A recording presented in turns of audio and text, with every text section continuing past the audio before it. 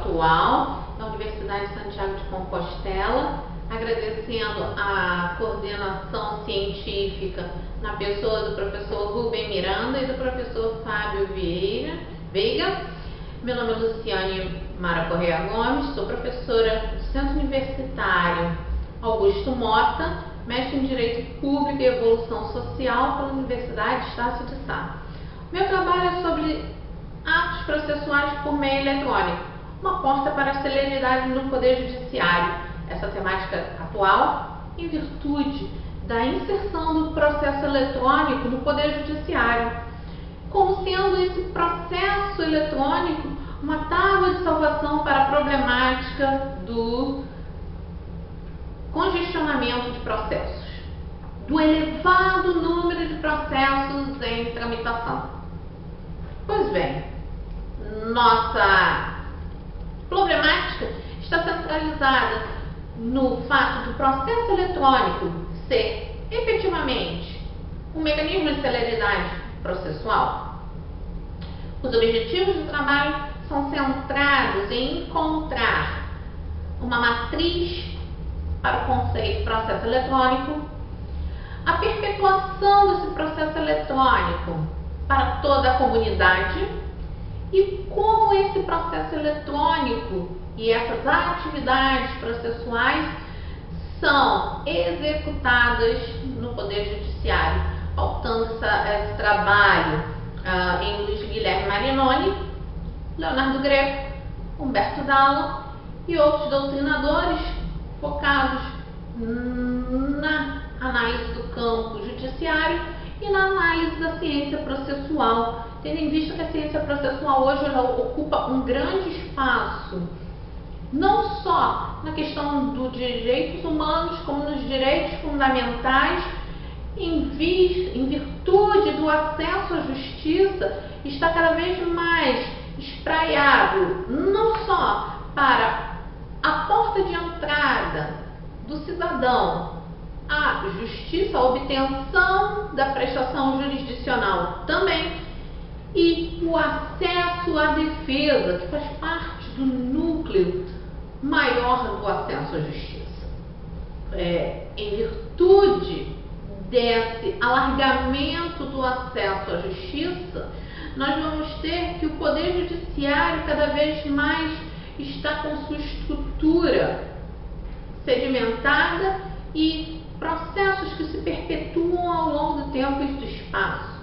Então nós temos duas problemáticas, a de estrutural e a de recursos humanos.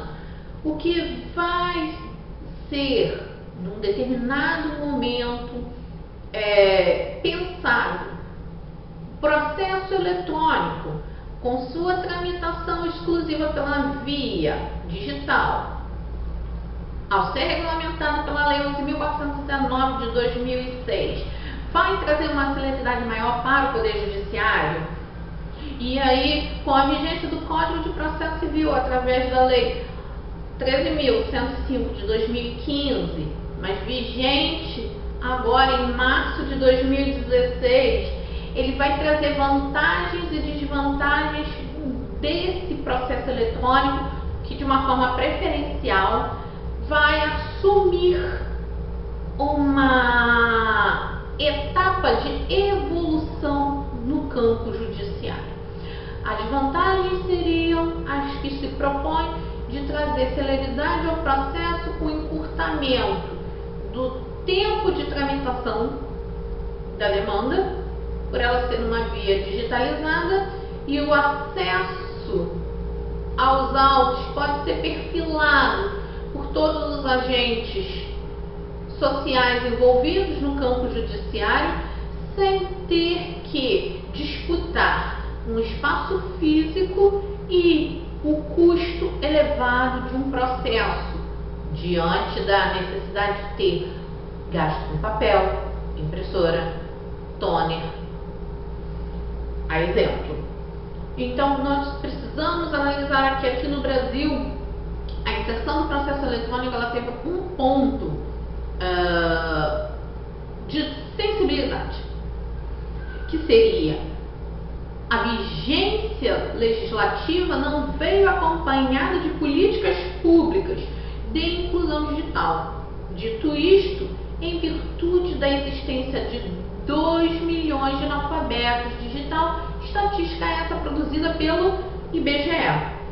Leonardo Greco ele vem sinalizar que essa prática do processo exclusivamente eletrônico ela vai causar uma elitização da advocacia, onde vai se criar uma separação num lado, escritórios com grandes potenciais, grandes equipamentos, maior acesso digital, maior facilidade de telecomunicações, e no outro ponto, pequenos advogados que trabalham isoladamente, que ficariam à margem desse material. Diante, além disso, dessas incertezas que o sistema do processo eletrônico judicial teria. Ana Paula de Barcelos, ela consolida esse entendimento, ressaltando que a regulação ela pode ser eficiente, mas ela deve ser acompanhada dos esforços públicos para que todos tenham acesso, sem que se crie disparidades no tratamento dos judicantes e que a iniciativa privada pudesse auxiliar nesse mecanismo. Dito isso, tem-se que a Ordem dos Advogados do Brasil, através do programa FIC Digital, ela criou para os advogados, não para todos os operadores de direito, mas ela criou para os advogados uma possibilidade de fomentar conceitos, atualização digital, aproveitamento, incentivo à categoria profissional para que cresça nesse novo aspecto do processo judicial eletrônico. Porém, nós devemos salientar que não há assistência para aquela camada da sociedade que executa o ius postulandi, seja nos juizados especiais cíveis, seja nos juizados da Fazenda Pública, seja nos juizados federais, aonde o interessado, numa demanda até 20 salários mínimos, ele é dispensada a participação do advogado. E isso irá acontecer com uma incidência muito elevada, como se discute. Mas é o seguinte, a realidade brasileira, nesse ponto, ela vai apontar que há diferenças entre as unidades federativas, evidenciando a falta de acesso para categorias e que nós temos dois incidentes, que é a intimação e a citação eletrônica. Havendo essa redução do volume de papéis, nós vamos perceber que a citação e a intimação, elas são vistas em outras codificações, a exemplo da francesa e da espanhola, onde se permite que a citação seja feita através de autocitação ou autointimação, o que vai ser um momento sensível em virtude da existência de falhas no sistema de intimação. Esse seria um ponto a se pensar na segurança das telecomunicações, não obstante, e trará solução para processos que possam se demandar anos a fio sem que se execute a citação do indivíduo. A exemplo da citação autorizada pela corte inglesa do indivíduo através do Facebook e através da conta do Twitter.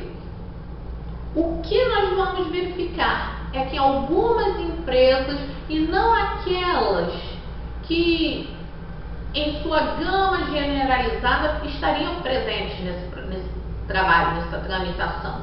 Você precisa fazer um cadastramento direto. E aí, quando se consulta esse cadastramento direto, a exemplo do que ocorre no Tribunal de Justiça do Estado do Rio de Janeiro, tem-se que há hoje mais de 1.200 empresas cadastradas e dentre essas empresas não há aquelas pertencentes ao grupo dos 30 maiores litigantes. gigante.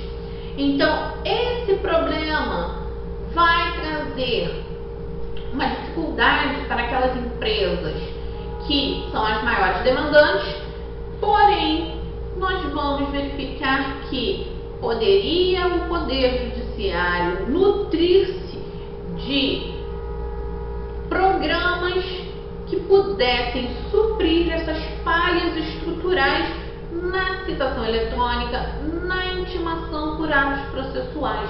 A cautela maior que tem que ter é no tocante a evitar o cerceamento do direito de ação e do direito de defesa, e que essa regulamentação ela seja sistematizada pelo Conselho Nacional de Justiça. A nossa perspectiva é que o processo judicial eletrônico não faça uma separação entre pessoas que tenham condições financeiras e pessoas que tenham maior acesso digital. Agradeço a atenção de todos. Maiores detalhes estão no nosso trabalho. Uma boa tarde.